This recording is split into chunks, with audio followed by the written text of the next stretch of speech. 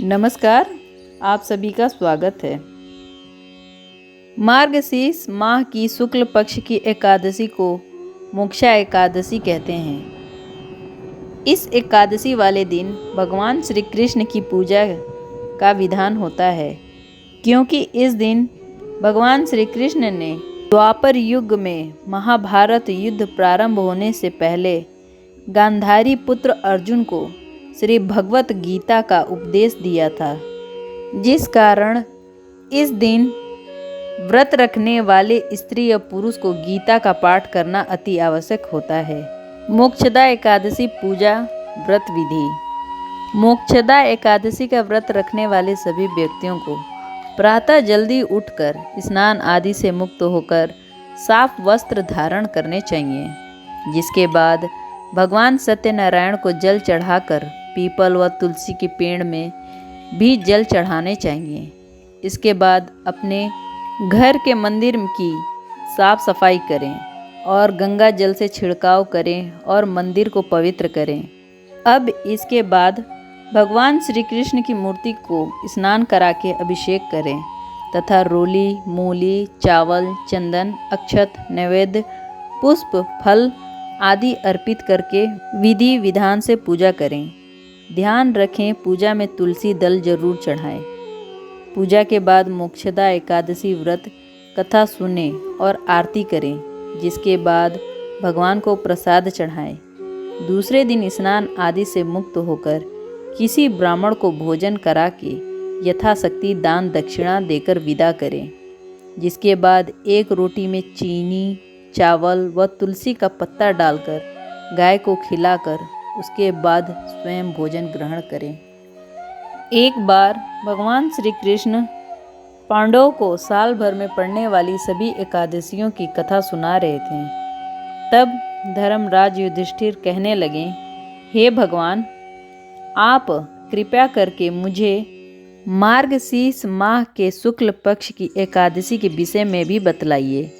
इस एकादशी का क्या नाम है तथा इसके व्रत का क्या विधान है, इसकी विधि क्या है, इसका व्रत करने से किस फल की प्राप्ति होती है। कृपया कर यह सब विधि विधान पूर्वक कहिए।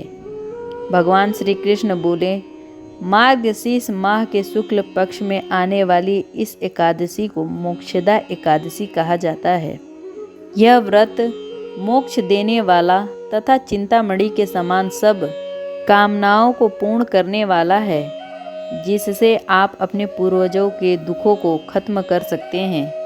इसका महत्व मैं तुम्हें कहता हूँ, ध्यान पूर्वक सुने। गोकुल नाम के नगर में वैखानस नामक राजा राज्य करता था। उसके राज्य में चारों वेदों के ज्ञाता ब्राह्मण रहते थे।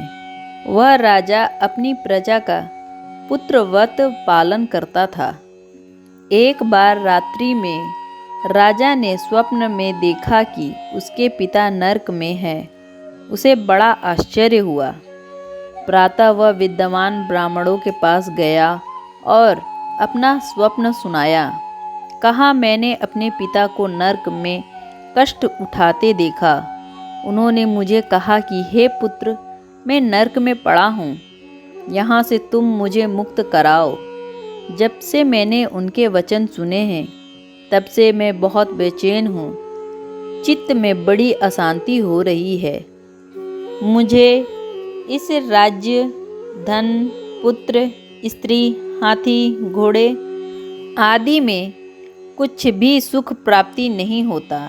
क्या करूं?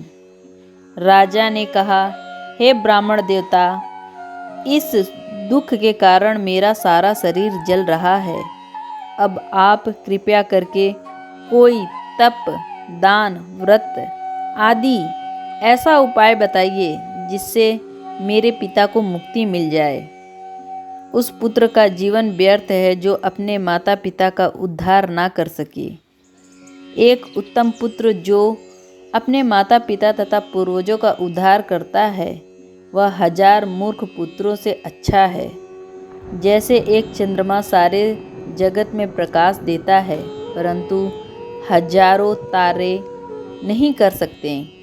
ब्राह्मणों ने कहा, हे राजन, यहाँ पास ही भूत भविष्य वर्तमान के ज्ञाता पर्वत ऋषि का आश्रम है। आपकी समस्या का हल वे जरूर करेंगे। ऐसा सुनकर राजा मुनि के पास आश्रम पर गए। उस आश्रम में अनेक शांत चित्त योगी और मुनि तपस्या कर रहे थे। उसी जगह पर्वत मुनि बैठे थे। राजा ने मुनि को साष्टांग दंडवत किया। मुनि ने राजा से कुशलता पूछी। राजा ने कहा कि महाराज, आपकी कृपा से मेरे राज्य में सब कुशल है, लेकिन अकस्मात मेरी चित्त में अत्यंत अशांति होने लगी है। ऐसा सुनकर पर्वत मुनि ने आंखें बंद की और भूत विचार करने लगे। फिर बोले, हे राजन, मैंने योग के बल से तुम्हारे पिता के कुकर्मों को जान लिया है। उन्होंने पूर्व जन्म में कामांतुर होकर एक स्त्री को रति दी, किंतु सौत के कहने पर दूसरी पत्नी को ऋतु दान मांगने पर भी नहीं दिया। उसी पाप कर्म के कारण तुम्हारे पिता को नरक में जाना पड़ा। तब राजा ने कहा, इसका कोई उपाय बताइए। मुनि बोले, हे राजन, आप मार्गशीर्ष एकादशी का उपवास करें और उस उपवास के पुण्य को अपने पिता को संकल्प कर दें। इसके प्रभाव से आपके पिता की अवश्य नरक से मुक्ति होगी। मुनि के ये वचन सुनकर राजा महल में आए और मुनि के कहे अनुसार कुटुंब सहित मोक्षदा एकादशी का व्रत किया। इसके उपाय का पुण्य उनके पिता को अर्पण कर दिया। इसके प्रभाव से उनके पिता को मुक्ति मिल गई और स्वर्ग में जाते हुए वे पुत्र से कहने लगे, हे पुत्र, तेरा कल्याण हो। यह कहकर स्वर्ग चले गए। मार्गशीर्ष की शुक्ल पक्ष की मोक्षदा एकादशी का जो व्रत करते हैं, उनके समस्त पाप नष्ट हो जाते हैं। इस व्रत से बढ़कर मोक्ष देने वाला और कोई व्रत नहीं।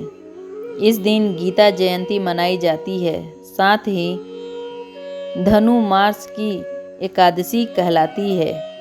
अतः इस एकादशी का महत्व कई गुना और भी बढ़ जाता है। उम्मीद है आपको यह वीडियो पसंद आया होगा। यदि पसंद आया है तो चैनल को लाइक करें और सब्सक्राइब करना ना भूलें। धन्यवाद।